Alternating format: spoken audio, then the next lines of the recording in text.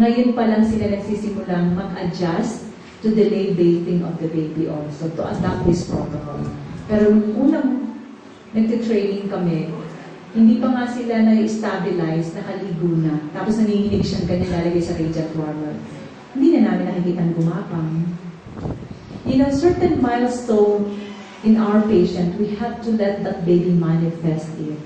Bakit? Diyan po nagsisimula ang kanyang pag-aaral. If we inhibit certain parts of these reflexes to manifest, we might be inhibiting other things that this baby is supposed to unfold. Diba? Kaya dapat yung bata, marami ang kinakalikot, diba? Marami ang isusubo. Hindi lahat ng bagay bawal. Dapat meron siyang freedom para lumaki siyang marunong sa sarili. Kailangan tayo ang mag-provide ng appropriate environment. Like kanina sabi natin, don't place the bracelet here. Kasi otherwise, meron na hihilahin niya yung nanay. So lalabas yung kanyang mouth oral stage na i-inhibit. I don't know if you're familiar with the Freud theory of development, the oral stage of development, lahat yan pabibig. If we keep on inhibiting it, later on, the sense of independence of that baby will be affected. That's what we mean. Okay, next.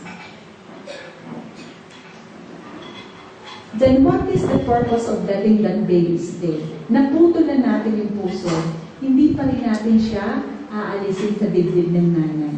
Doon na natin siya, ilalagay na natin siya ng mas malapit sa dibdib. Pero hindi po natin siya idududol. Okay? Ano yung idududol? Nilalatch po kasi before, meaning, idinipilit yung baby sa nipple, which should not be the case. Just let the baby stay there and wait for the right time to feed. Next. So, pansinin niyo, tahimik na tahimik siya.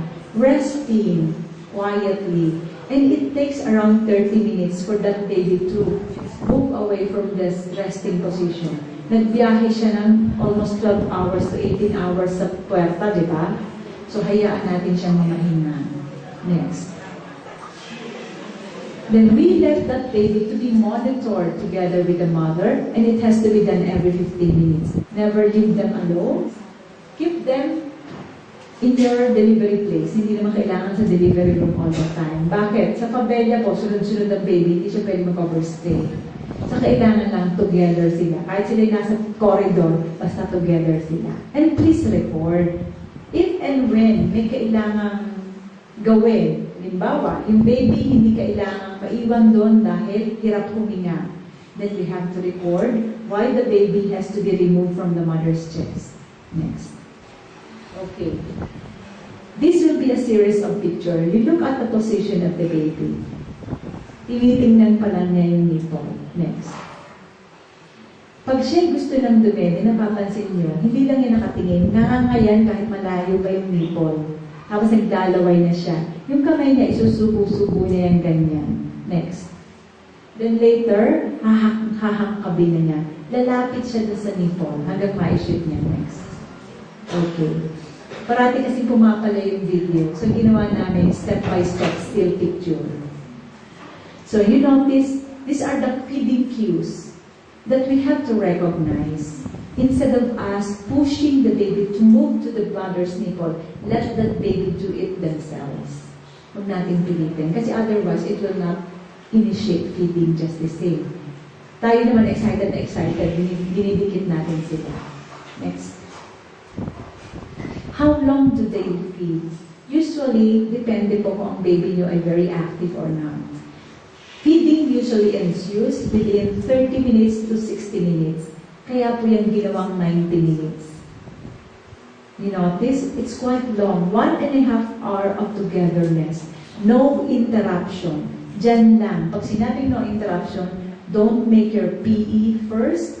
Don't remove the baby somewhere else for your interventions. Let the baby stay. For patients who are in a tertiary hospital where there are so many babies and you don't want to miss the parameters, measure, examine the baby on the mother's chest, not somewhere else. That only means the rest of the vaccines will have to be given on the mother. mother's chest. Nagpakuna na po ba kayo sa ibabaw ng tiyan ng nanay? What did you notice? Pag ang bata ay pinakunahan habang siya ay nasa dibdib ng kanyang ina, may kakaiba kayong napansin? Mas quiet sila. You notice it? Pag ang baby pinakunahan niyo po sa crib, hinahawakan mo pa lang, they already start to cry. When you immunize that baby on the mother's chest, kung umiyak man yan konti, majority will not cry. Eh parehong karayon lang yun, diba? Parehong gamot na ipinusok. Anong kaibahan? They feel secured on the mother's chest. Less stressful sa kanila. Para ng malalaking bata, di ba yung mga school children na mahirap pakunahan? Anong ginagawa ng nanay? Niyayakap. Tapos sasabihin sa'yo, sige po ma'am, bakunahan nila habang sila ay nakayakap. Kasi ilayo mo yung nanay, talian mo ng kumot yan, lalo yan magwawala. No? So let the mother do the embrace. Next. Do not give any pre-lacteals. Bawal na po ang glucose water or water. Sabihin niya, mainit ang panahon, kailangan po bang dagdagan ang tubig? Hindi po. Dagdagan ang oras ng pagpapasuso. What happens if the baby receives something else on top of the breast milk? Na-alter po ang intestinal mucosa ng baby. Nag-iiba, nadadamage. Kasi yung osmolarity po ng tubig at ng glucose water ay hindi pareho ng tapang ng gatas ng ina. So nasisira yung lining ng tiyan. Di ba yung iba po sa atin nakakakain ng maasim at saka maanghang? Yung iba hindi. Kasi magkakaiba tayo ng bituka. Ganun din po ang babies. Babies would tolerate more the consistency of the milk, not the other substances like glucose water. Uso pa ba yun? Pinatitikim ng asukal na tubig? Kasi daw para ma-check kung okay. Pareho lang po yun. Kung mag-aspirate po siya ng colostrum, mas ligtas siya doon kaysa mag-aspirate siya ng glucose water. Next please. So when the baby is initiating the breastfeeding, let us delay wailing and the other tasks. Para pong ma-consume niya na yung kanyang first feeding, the first immunization, ma-maximize. Next. Okay. Paano po naman kung ang nanay ay may HIV na ipaliwanag ni ni Ma'am Beth Dumaran yesterday? Natatandaan po ba? Sa Pilipinas, hindi uso ang inihiwalay ang bata kahit may HIV-C. Mommy provided, wala siyang sugat sa nipple. Kasi that will be more protective. So, hindi na siya contraindication. Mas contraindication pa nga po yung active disease ng TB. Yung sumusuka ng dugo ang nanay, hindi po natin iiwanan din yung nanay for skin to skin kasi may infect si baby. Next, please. So, what are the other procedures that has to be done within the 90 minutes? Eye care. Yan lang po ang pwede yung intervene habang ang bata ay nasa dibdib ng nanay. Kasi po, yung timing has to be done within an hour. Kasi it is supposed to be prophylaxis. Wala pong pagsusuring nagsasabi na safe siya, na pwede siyang i-delay. So, kailangan ibigay pa rin siya within the first hour. Next. So, pag naglalagay, let us just be cautious not to touch the eyes and don't put too much. 1 centimeter po ng gamot ang sufficient na. Okay. Then, what are the other things that has to be done beyond 90 minutes? I-delay po natin ang ating bakuna. Vitamin K and Hepa B and BCG can be delayed. Next.